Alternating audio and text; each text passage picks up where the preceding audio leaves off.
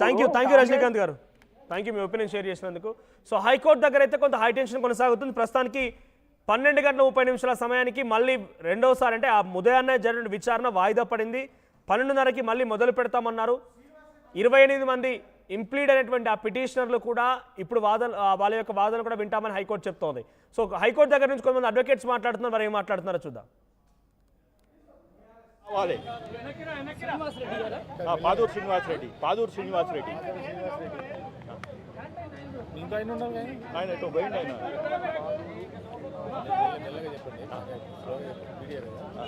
రండి, ఎవరైనా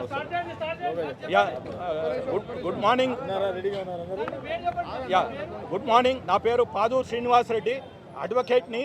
మేము ఈ 42% రిజర్వేషన్స్ ఏదైతే బీసీలకు ఇవ్వాలని తెలంగాణ గవర్నమెంట్ చెప్పిందో దాన్ని మేము సమర్థిస్తున్నాను. నేను ఫస్ట్ స్టేట్మెంట్ క్లియర్గా చెప్తున్నాను, మేము 42%కి వ్యతిరేకం కాదు, సమర్థిస్తున్నాను. మా పిటిషనర్ డి విజయపాల్ రెడ్డి గారు, federation of farmers association for Telangana, నిన్న మేము ఇంప్లీడ్ పిటిషన్ వేశాము. మా ఇంప్లీడ్లో ప్రేయర్ ఒకటే, ఏంటిది అంటే ఇప్పటిదాకా ఫార్మర్స్కి ఎలాంటి రిజర్వేషన్ లేదు. సరే, వర్టికల్ రిజర్వేషన్, హారిజాంటల్ రిజర్వేషన్ అంటే చాలా టైం పడుతుంది కాబట్టి ఇప్పుడు ఈ 42%లో ఎంత మీరు ఏ కులానికి ఏ కేటగిరీ ABCDEలో ఫార్మర్స్కి ఎంత ఇస్తారు? ఇప్పుడు నేను ఒకటే అడుగుతున్నా, మా ఇంప్లీడ్ పిటిషన్లో తెలంగాణ గవర్నమెంట్ ఏమంటుంది, మీ కులగణన చేశాము, ఎన్యూమరేటర్ పెట్టాము, మా దగ్గర పూర్తి సమాచారము వాళ్ళ education, employment, లైవ్లీవుడ్స్, economic, social, political మీద ఉందన్నారు. నేను ఒకటి చెప్తున్నాను, మీరు ఏం చేస్తారు అంటే ఒక 12,000 గ్రామ పంచాయతీలు ఉన్నాయి. అందులో కులం వైజ్ ఎంతమంది ఫార్మర్స్ ఉన్నారు, రెడ్లలో ఎంతమంది ఉన్నారు, బీసీలలో ఎంతమంది ఉన్నారు, ఎస్సీలు ఎంతమంది ఉన్నారు, ఎస్టీలు ఎంతమంది, వాళ్ళకి ఓవరాల్గా వర్టికల్గా వాళ్ళకి ఇచ్చే 42%లో ఒక 5% బీసీలకి బీసీ ఫార్మర్స్కి ఇవ్వండి, ఎస్సీ ఫార్మర్స్కి ఇవ్వండి, వాళ్ళకి వచ్చే కేటగిరీలు ఎస్టీ ఫార్మర్స్కి ఇవ్వండి. 78 సంవత్సరాల స్వాతంత్రములో వాళ్ళు అక్కడే ఉన్నారు. ఇవాళ 3 లక్షల మంది సూసైడ్ చేసుకుంటున్నారు. ఏ ఒక్కరు కూడా దేశము స్వాతంత్రం కోసం సూసైడ్ చేసుకోలే, కానీ తెలంగాణ కరావాలని సూసైడ్ చేసుకుంటారు. వాళ్ళని ఈ ప్రభుత్వాలు విస్మరించినాయి, గత ప్రభుత్వం, ఈ ప్రభుత్వం.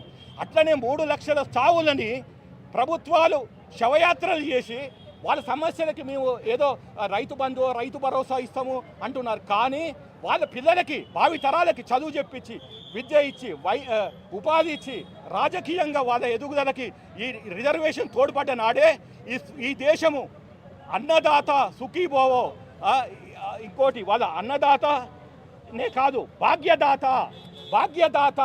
కాబట్టి నేను ఒకటే విన్నపించుకుంటున్నా, అది జాతీయ పార్టీ అయినా, బీజేపీ అయినా, ఇక్కడ రూలింగ్ పార్టీ అయినా, కాంగ్రెస్ అయినా, బీఆర్ఎస్ అయినా, ఇంకే పార్టీ అయినా, మీరు డిమాండ్ చేయవలసింది ఏంటి అంటే అది కోర్టులు చూసుకుంటాయి. 50% పైన ఇస్తుందా, 69% తమిళనాడు ప్రకారం ఇస్తుందా, అది కోర్టులు చూసుకుంటాయి. కానీ మీరు ప్రజాప్రతినిధులుగా డిమాండ్ చేయవలసింది ఏంటి అంటే మనం రోజు ఈ అన్నదాత పెట్టే తిండి తింటున్నాము, వాళ్ళ కోసం ఏ ఒక్క గొంతు కూడా రిజర్వేషన్. ఈరోజు విచారణను జరగబోతుంది. అయితే ఉదయం ఈ విచారణ జరుగుతున్నటువంటి సమయంలోనే సర్వోన్నత న్యాయస్థానం 3 ప్రశ్నలు సంధించడం జరిగింది. ఒకటి, సుప్రీంకోర్టులో ఉన్నటువంటి కేసు యొక్క పరిస్థితి, వివరాల గురించి అడిగి తెలుసుకోవడం జరిగింది. అందుకు అభిషేక్ సింఘ్వి గారు, సీనియర్ కౌన్సిల్ ఫ్రమ్ ఢిల్లీ, వారు వర్చువల్లో హాజరవుతూ వాళ్ళు ఒక విషయాన్ని చెప్పడం జరిగింది. Absolutely dismissed by the honourable supreme court అని చెప్పడం జరిగింది. సుప్రీంకోర్టులో ఉన్నటువంటి కేసును ఈ GOMS నెంబర్ 9ని రద్దు చేయాలని సుప్రీంకోర్టును ఆశ్రయించినటువంటి పెటిషనర్స్కి ఒక పెటిషన్ని డిస్మిస్ చేయడం జరిగిందని సీనియర్ కౌన్సిల్ గారు హైకోర్టుకు విన్నవించడం జరిగింది. అదేవిధంగా హైకోర్టు వారు ఏజీ గారిని ఒక విషయం అడిగారు, ఇందులో మీరేమైనా కౌంటర్ వేయబోతున్నారా అని. నో అని చెప్పడం జరిగింది. అయితే ఇందులో ఇంప్లీడ్ అయ్యేందుకు పెటిషనర్స్ 28 మెంబర్స్ పెటిషనర్స్ ఇంప్లీడ్ అయ్యేటటువంటి ఇంప్లీడర్స్ ఉన్నారు. ఆ పెటిషన్స్ కూడా ఈరోజు కోర్టు ముందు ఉన్నాయి. ఇవాళ మార్నింగ్ జరిగినటువంటి తొలి ఈ కేసును స్వీకరిస్తున్నటువంటి సందర్భంలోనే హైకోర్టు వారు ఇందులో 3 ప్రశ్నలు సంధించి తర్వాత 12 నుంచి 12:30 మధ్యలో ఈ కేసును వింటామని చెప్పడం జరిగింది. అయితే 28 మంది ఇంప్లీడ్ పెటిషన్స్ కూడా ఉన్నాయి. వాటిని వినాలనేటటువంటిది మేమందరం కూడా కౌన్సిల్స్గా కోర్టు వారిని విన్నవించబోతున్నాం.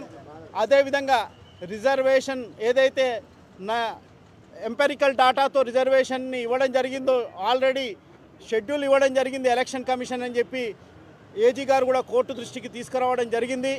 కోర్టు వారి దృష్టికి ఈ షెడ్యూల్ ఇవ్వడం జరిగింది, ఎన్నికల షెడ్యూల్ ఇవ్వడం జరిగిందని చెప్పడంతో కోర్టు వారు ఈ విషయాన్ని పూర్తిగా విన్న తర్వాతనే 12:30 తర్వాత ఈ కేసుకు సంబంధించినటువంటి ఆర్డర్లు ఏమైనా ఇచ్చే అవకాశం ఉంది.